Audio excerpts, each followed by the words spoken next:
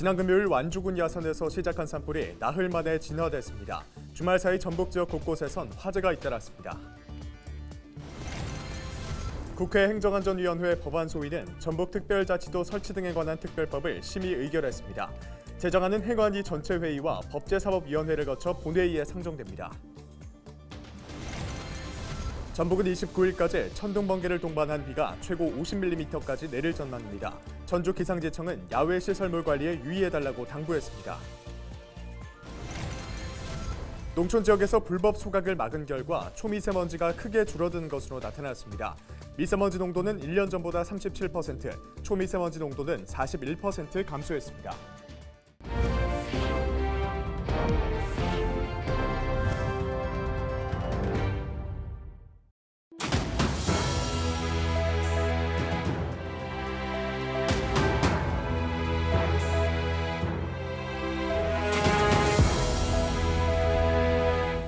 여러분 안녕하십니까? 헬로TV 전북 뉴스입니다. 지난 금요일 완주군 야산에서 시작된 산불이 나흘 만에 진화됐습니다. 건조한 날씨 때문일까요? 주말 사이 전북 지역 곳곳에서 화재가 잇따랐는데요. 주요 내용 이나라 기자가 정리했습니다. 희뿌연 연기가 산을 뒤덮었습니다.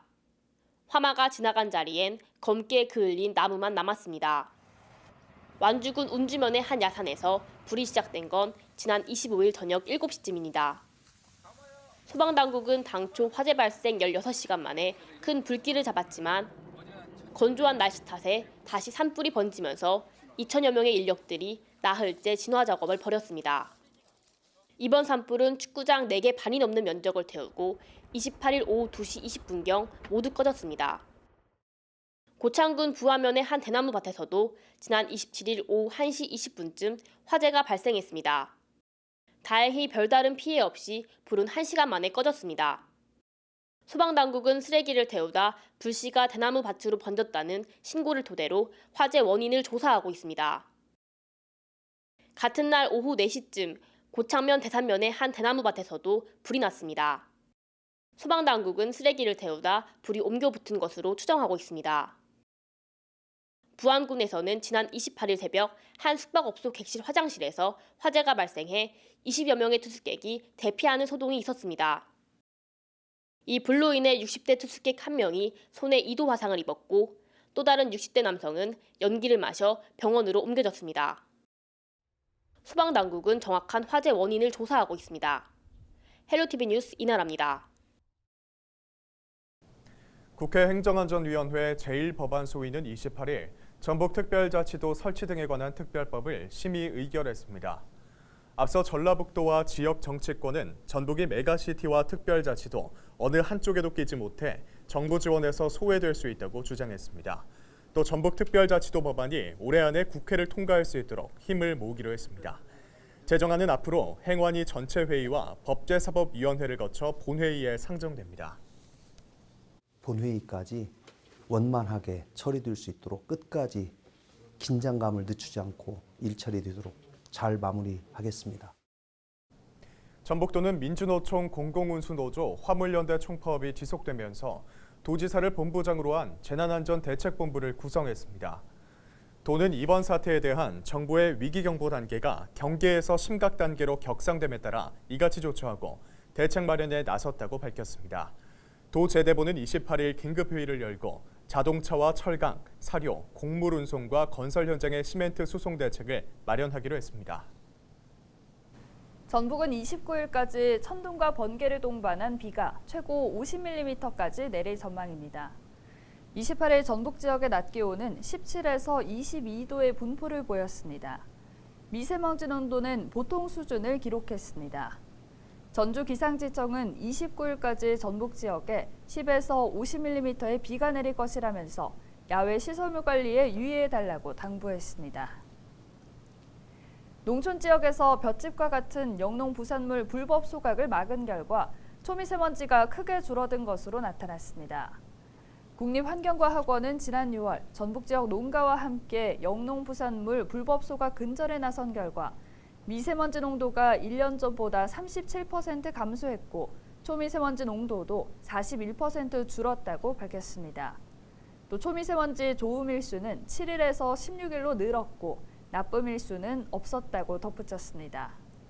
전북권 대기환경연구소는 특히 생물성 연소지표 물질인 유기탄소와 칼륨이 모두 70에서 80%씩 줄면서 대기질이 개선된 것으로 분석했습니다. 국립환경과학원은 이번 결과를 지자체와 공유하고 초미세먼지 저감 정책을 더 적극적으로 실시하도록 유도할 방침입니다.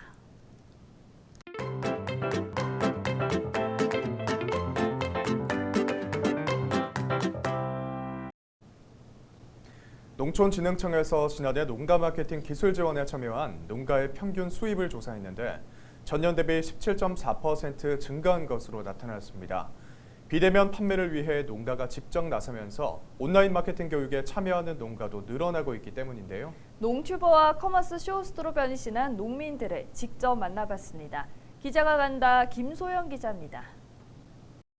혹시 농튜버라는 단어를 들어보신 적 있으십니까? 농촌의 농과 유튜브에 영상을 올리는 사람, 유튜버를 합성한 신조어인데요. 요즘 농촌에서는 이 농튜버가 대세입니다. 귀농한 지 올해로 6년째인 강석진 씨. 올해 처음으로 방울토마토 농사를 시작했습니다. 방울토마토와 함께 유튜브에도 도전했습니다. 토마토를 하게 되면서 내가 어떻게 해야지 나에 대해서 더 홍보를 잘할 수 있을까 대해서 생각을 해보니 유튜브가 생각이 나더라고요. 그래서 유튜브를 보는 것도 즐겨 하지만 이제 제가 촬영도 해야 되니까는 배워야 되겠다는 생각이 들어서 농사를 지으면서 유튜브를 운영하는 농튜버가 늘고 있습니다.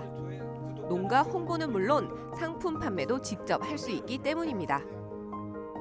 유튜브는 농민들한테도 이제는 이렇게 판매함에 있어서도 그렇고 또 저희 농원을 알리기도 하고 앞으로는 뭐 해도 되고 안 해도 되고가 아니라 농민들한테도 꼭 필요함을 많이 몸소 느끼게 돼가지고 내 농산물을 내가 가격을 정해서 내가 팔 수도 있고 그다음에 유튜브를 또 오래 하다 보면 구독자 늘어나고 조회수 많으면 또 어떻게 보면 나이 먹어서 구독자 그 조회수에 따라서 광고 수익이 낼 수가 있으니까 연금이 될 수가 있잖아요. 농업인들은 연금이 없으니까.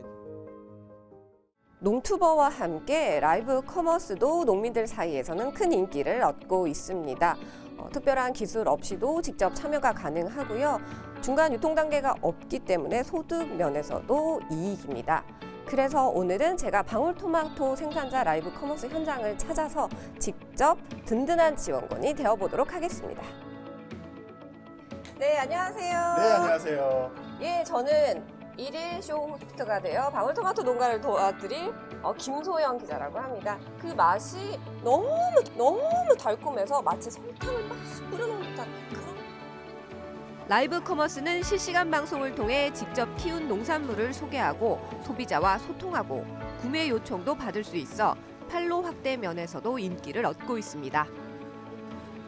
요즘 이런 커머스라는 게 이제 홈쇼핑하고 틀려가지고 요즘 또 대세가 라이브 커머스 쪽으로 가기 때문에 이렇게 선택하게 되었습니다. 농가에서 그 판매 애로를 가지고 있어서 이를 해결하기 위해서 저희가 라이브 커머스 같은 교육을 통해서 판로를 개척하고 있고요. 우리 농산물을 이제 알리고 홍보를 해서 농가 소득을 올릴 수 있도록 생산자가 직접 소비자를 만나서 판매까지 하는 유튜브 마케팅과 라이브 커머스가 인기를 끌면서 지역 농업기술센터에서도 농업인을 위한 온라인 마케팅 교육을 늘리고 있습니다. 기자가 간다, 김소영입니다.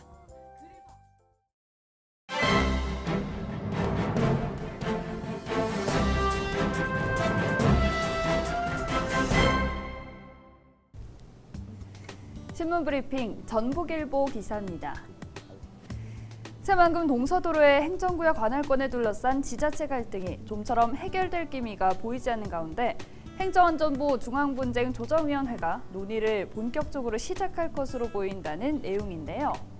지난해 11월 행정안전부가 김제시와 군산시가 제출한 새만금 동서도로의 관할권을 주장하는 행정구역 결정 신청서를 받아들인 지 1년 만이라고 합니다. 지난 27일 전북일보 취재를 종합하면 행안부 제8기 중앙분쟁조정위원회는 앞선 25일 출범 후 두 번째 회의를 진행했다고 합니다. 이날 다양한 분쟁 조정 안건들이 논의됐지만 새만금 동서도로 관할권 분쟁 문제는 진행되지 않은 것으로 알려졌는데요. 이에 대해 행안부는 조만간 새만금 동서도로 관할권 분쟁을 안건으로 상정할지에 대한 논의를 할 계획이라고 밝혔습니다. 새만금 동서도로는 새만금 2호 방조제에서 새만금 전주간 고속도로 시작점까지 20.3km를 연결하며 2020년 11월 개통됐는데요. 도로의 행정구역을 인정받으면 수변도시 등 새만금 핵심 인프라로 자리할 수 있다고 합니다. 이 때문에 김제시와 군산시는 관할권 다툼을 해왔다고 신문은 전했습니다. 지금까지 신문 브리핑이었습니다.